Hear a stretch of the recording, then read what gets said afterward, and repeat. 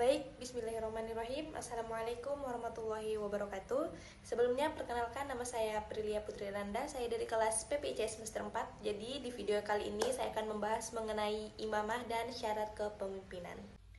Baik, jadi dalam makalah ini membahas konsep sebagaimana imamah dan khalifah dalam Islam yang merupakan bentuk kepemimpinan umat setelah wafatnya Nabi Muhammad SAW. Kepemimpinan dianggap penting karena manusia adalah makhluk sosial yang membutuhkan pengatur untuk menjalankan kehidupan beragama dan bermasyarakat sesuai syariat. Imamah dalam pengertian Syiah adalah kepemimpinan spiritual dan teologis yang bersifat doktrinal dan bersumber dari Allah. Sementara dalam Sunni, kepemimpinan bersifat administratif dan fungsional. Khalifah sendiri merupakan sistem pemerintah Islam yang pernah dijalankan sejak masa Abu Bakar al-Asyiddiq. Kedua istilah ini, walau berasal dari akar yang berbeda, memiliki makna yang serupa sebagai pimpin umat yang mengatur dunia dengan hukum agama. Jadi, tujuan utama dalam imamah dan khalifah adalah menegakkan keadilan, menerapkan hukum syariat, dan menciptakan kemaslahatan umat, serta menjadi stabilitas dan keamanan. Pemerintahan Islam juga bertujuan memberantas kemungkaran dan menjabarkan kebaikan. Syarat untuk menjadi seorang khalifah sangat ketat, mencakup aspek keimanan, kematangan usia, keadilan, kecerdasan, profesionalitas, keberanian, kesehatan fisik, dan kemampuan menjadi mujtahid. Menjadi seorang khalifah tidak boleh lemah fisik, pengecut, atau fasik, karena tugasnya sangat berat dan menyangkut urusan dunia dan akhirat umat. Kemudian, dalam sejarah Islam terdapat 3 sistem pemilihan khalifah. Yang pertama di sini ada sistem menunjuk oleh pemimpin sebelumnya, kemudian ada sistem syura atau biasa disebut sebagai musyawarah di kalangan orang-orang soleh, serta sistem kudeta atau warisan, yang terakhir dinilai tidak sah secara syar'i. Oleh karena itu, penting bagi umat Islam memahami dan menerapkan konsep kepemimpinan ini secara benar. Karena manusia memerlukan pengatur dan mampu menegakkan hukum dan menjaga tatanan sosial berdasarkan nilai-nilai agama.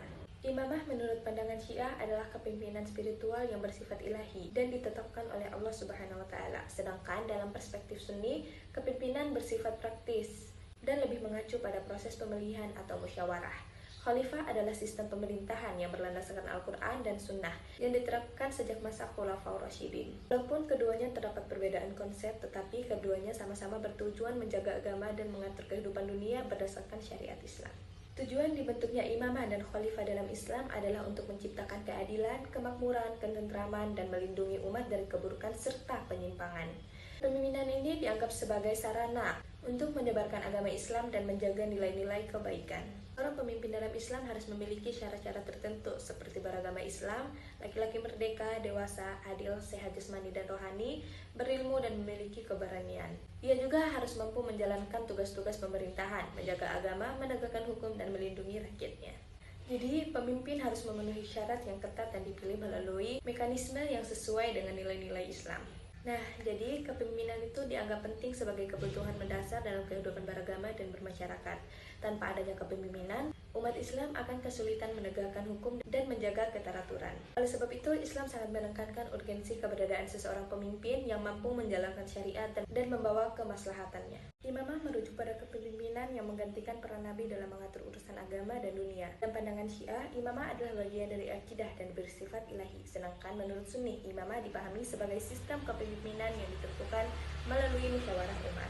Sementara itu, khalifah adalah bentuk pemerintahan Islam yang telah diterapkan sejak masa Abu Bakar sebagai penerus Nabi, dengan tugas menjaga agama dan menegakkan keadilan sosial. Tujuan dibentuknya imamah dan khalifah adalah menciptakan masyarakat yang adil, makmur, dan sejahtera sesuai dengan nilai-nilai Islam. Kepemimpinan ini juga menjadi sarana untuk melindungi umat dari kebatilan serta menyebarkan ajaran Islam secara luas. Fungsi kepemimpinan dalam Islam tidak hanya administratif, tetapi juga spiritual dan moral. Kemudian setelah wafatnya Nabi Muhammad SAW, umat Islam dihadapkan pada satu tantangan besar. Bagaimana meneruskan kepemimpinan atas umat tanpa hadirnya seorang Nabi. Dari sini muncul 2 konsep yang kemudian berkembang menjadi titik perbedaan teologis dan historis antara kelompok Sunni dan Syiah. Dalam pandangan Syiah, kepemimpinan disebut imamah yang diyakini sebagai penunjuk ilahi melalui Nabi dan hanya bisa dijalankan oleh keturunan Ali dan Fatimah. Imamah bukan sekadar jabatan politik, melainkan juga memiliki dimensi spiritual dan moral yang dalam imam dipercaya sebagai penafsir otoritatif terhadap wahyu ilahi. Terkadang bahkan dikaitkan dengan kesucian dari dosa. Hal ini menjadikan imamah sebagai bagian dari rukun agama dalam akidah Syiah.